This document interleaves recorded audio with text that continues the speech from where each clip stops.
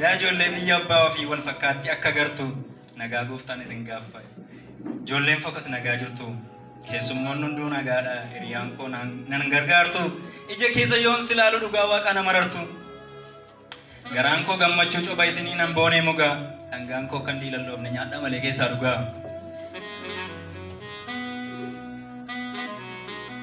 Carraadhaaf aangoo dabarsee karaa nagaa lamaayyoon. Abbaa waltajjii gammadu ilil jedhame waaqayyooni. Ati anaaf gooftaa gaditti utubaa gaaddisan itti baqadhu.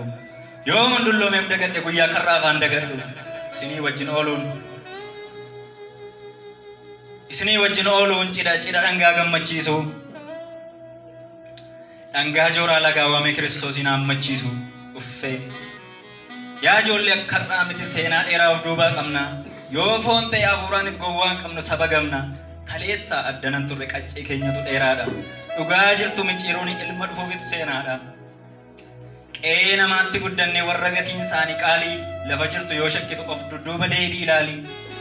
Ilmaan sammuun ifaa turre jilba goototaatii baane. Al tokko wallaallaan yaa bolaa koonu maal taane. Ilmaan Oneesimoos nasiibiif nuti sanyii wangeelli biqilche warra dukkanicha keessaa Kiristoos harkaan gingilche. Ijoollee guddinaa tumsaa fi warra qajeelfamaan bulu warra dubbichi galee fi barruun harka isaanii tolu. Dhugaa sabaaf beeku turre qe'ee wangeellitti marge ilmaan gidaadaa soolanii warra iji hafuuraa arge. Atakkooyyeste ergannooti fuula keessa wal fakkaattu. Buddeena isheessi guddise ulfinnati har'a baattu. Hiccitiin miidhagina kee galaasaan siif daakaniidha. Lafarraa dhufne dagachuun fuula gooftaatti qaaniidha. Dhaloonni jireenya fedhu moodii isaanii hordofa. Daandiin mootummaa waaqayyoo isaanitti hiriiruu qofa. Diinonni si ol isaanii firoonni mootummaa waaqaa dhaloonni isaanitti qoosu dulluma isaan dhoqqee laaqa. Tokko lamaan isaan faarsa maal biyyi lafaa yoo wal jajji ati immoo ilapheenaaf kenni hiika jal'inaa dhiisachi. Homaatti kan hin lakkoofne ari'atamuuf bara beelaa utuu nambisinuu gaanitti citanii wangeelaa. Phexros koo si yaadadha gombifamtee sadi duute dhugaa nutti dabarsuudhaaf foon kee irratti kakuu fuute. Phaawulos koon dagatamtu akka hoolaatti cituun kee. Wareegamatti harka laattee warra ormootaa bituun kee. Muka jersaatti rarra'uu gootni filate Luqaasi. Zayita danfaanaaf wayya jedhee kan seene Toomaasi. Utuu lubbuun keessa jiru Vitaalaastu awwaalame. Ilkaan bineensa bosonaatti Onesfiroostu laatame. Kiyyoo seenee gototame Maarqos kan wangeela bite. Akkam Yesuusiin lallabdaatti Barnaabaas ta'u bidda lixe. Biyya qajeelotaa jiru obbaafatanii boo'ichaa. Irran darba biran ga'u isaanoo danoodha macca. Kanaan dura yoon shakkeeyyuu ilma isaanii ta'uun sichi. Faana isaanii hordofuudhaaf anas ga'eera waamichi. Kana gaa ijoollee biyya abbaa ofii. Durbifuma tokko qabna hin qabna mala buburree fagoodhaa walii yaafanna jaalallis akka irraan turre. Duri hinnilleedha maqaan keenya har'a inni iyyuudhaan nu waamu. Dur dhaloonni du'a jalaa gara keenyatti asaggaamu. Duri isheenilleedha maqaan keenya har'a isheen iyyuudhaan nu waamu. Moor Duri isheenilleedha maqaan keenya har'a isheenuudhaan owwaanna. Moorii taanee beelladoofnee garuu biddeenu moo nyaanna. Dur akkasiin jedha yaadi inni nama qulqulluudha. Nuyi maaltu nu gubere innoon sagadu qaalluudha. Dubbannaan isaa nama supha uffannaan isaa nama hanquuqu nama hin jeequ gadoof qabeema jiraata yoo miidhanuu nama hin tuqu. Lakkii jaranaa gurbaan kun nu duraa deema hin argannu akka tasaatti utuunni nu bira jiru kottaan jiraanna akka isaatti. Maaloo haadhoo ko adaraa kaleessa yaadi. Bara barrisaa gaaddisaa an kaleessa yommuu yaadu barrarraa na yeellaasisaa. Bara seexanni hodhitee kubbaa isaa nu taphachiiftu. Golgaa safuu baqaqsitee salphinaan nu gammachiiftu. Guyyaa dabareen seenaadha toora nuuf galuu hin dandeenye. Bara beekaan namatti buusu wallaalaan nama hin dhageenye. Guyyaa qajeelummaan kufee jal'inni addunyaa hoogganu. Guyyaa qajeelummaan kufee jal'inni addunyaa hoogganu. Bara intalli haadhatti abiddaa, bara abbaan ilma isaa ganu. Bara namni seexanumaaf amanamee nagaa dhaame. Gaarri ulfinaa gad cabee bara gartuun safuu jaame. Bara ilmi qullaa haadha isaa ijaan ilaalaa guddatu. Bara abbaan intala isaa qullaa ishee wajjin taphatu. Bara namni bineensa ri'ee ilma namaa dhalchuu yaade. Bara janfuuneen margitee biqiloonni safuu bade. Bara dibichi rimaa'ee goromsi keenya gatatu. Bara namni fedha fooniif artifishaalii bitatu. Bara saalli wal fakkaatu daandii irratti wal dhungatu.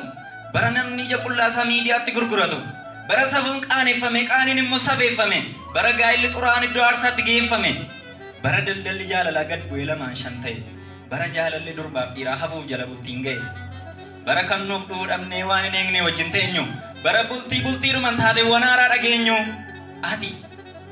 Ati bira darbii deenu qulqulluu koyya taliilaa, aminoon irraa of fagaadhu ofittiin butin daliilaa. Waggaa afuris as turi waggoota shanis baradhu, qulqullummaan deddeebii gooftaa kee wajjin tiradhu. Yaa ijoollee biyya abbaa ofii sin jaalladhaafan si lolaa, jireenya boriif eegamu jiraachuu kennatti tola. Gargariyyoo gallee kunoo hammanaaf garaa wallabnaa, ijaan argaaf hawwinee waliyyuu yaadne dadhabnaa. An amma sayyuu dagadheen dubbii dheekkamsatti fixe, nagaadhaan ta'aa jechuu dhiiseen mata duree biraa lixe. Yaa ijoollee fokas, yaa ijoollee fokas maal godhu utuun dhiiseyyuu gaariidha. Garuu immoo jaalalummaan gargar ba'uun kuniyyuu mataansaa garaa seexanaaf aariidha. Anoo takkaa kana yaadne guyyaan edaa ijoollee akkasii agartuu koo lammaffaadha jaalallee kooti fokasii. Karaan badiisaa ture irra fokas turraa na fudhate, anis irratti hin jaallanne nama baay'ee na kadhate. Anarra garaa koon gutu naaf hin fedhin maqasii koo, ija koo dura deemtu kaa ijoolleen gooftaa fokasiin koo. Sirriin na laala irraa kee bor fudhadheen karaa cufaa, wagguma muraasa booda bareedduu kan fudhee dhufaa.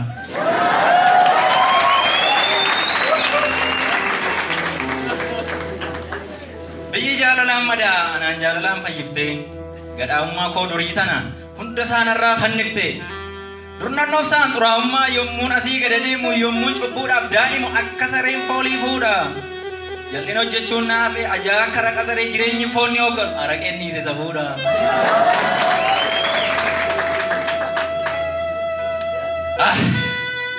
Bobaan fokasiin urgooftii warra dhugaan fuunfatuu fi qoraattiidha nama quuqa sammuun kan jiruunfatuu fi afaan fokas damma coba warra beekuuf qeenfachuusaa, harkaa nyaatee kan guddate himeen fixu gammachuusaa. Duddi fokas naman buusu Yesuustu baachuuf eebbise, seenaan wajjiniin dabarse akkatti monna rakkise. Buddeen rakkoo wajjin nyaanne xoofos wajjin xuruurfanne, gaaf miidhagaa achi ol fuutee gaaf rakkinaa nan tuffanne. Dhoksaa wallaalumni baatu iccitii koonitti dhiigee, gaafa doorsisate dhanaa ijoollee fokasittan fiigee.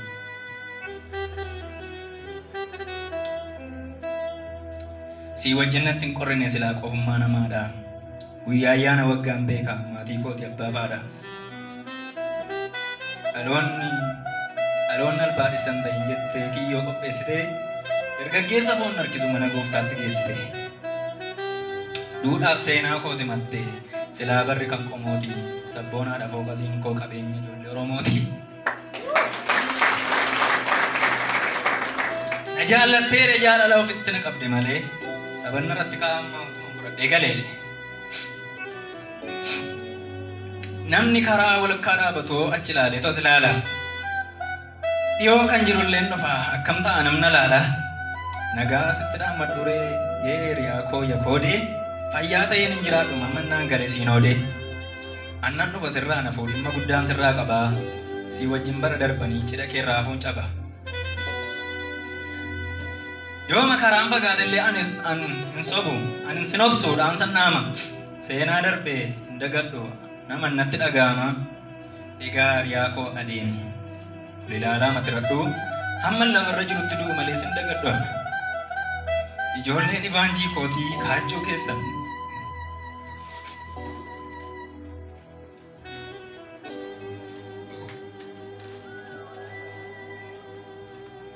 ijoolleen ivaanjii kootii kaachoo keessan hin laafini. Baalee dhufuuf kaayyoon turre ergama kooti saafini. Amma Waaqayyoo naaf qoodee xoofocha keessaa dhugeera, mana dhaatti darbatamee wangeelaaf kabalameera. Xaxxabattuun koo maal egaa gurmuun aartii konaa jedhi, beekaaree garaan na didee kottuu sabbataan naa fidi. Sooshaal affeers bira hiyyeessaa dhugaa deegaaf ba'uu na barsiiftee, har'a akkamiin jabaattee na geggeessuuf ganna dhiifte. Yaa waaqeffannaa fookasii eessatti deebina? Yaa waaqeffannaa fookasii eessatti sitti deebina? Yaa gooftaa erga kana gootee nuuf kenni garaa jabina. Gargar ba'uu maaltu fedha? Gargar ba'uu maaltu fedha?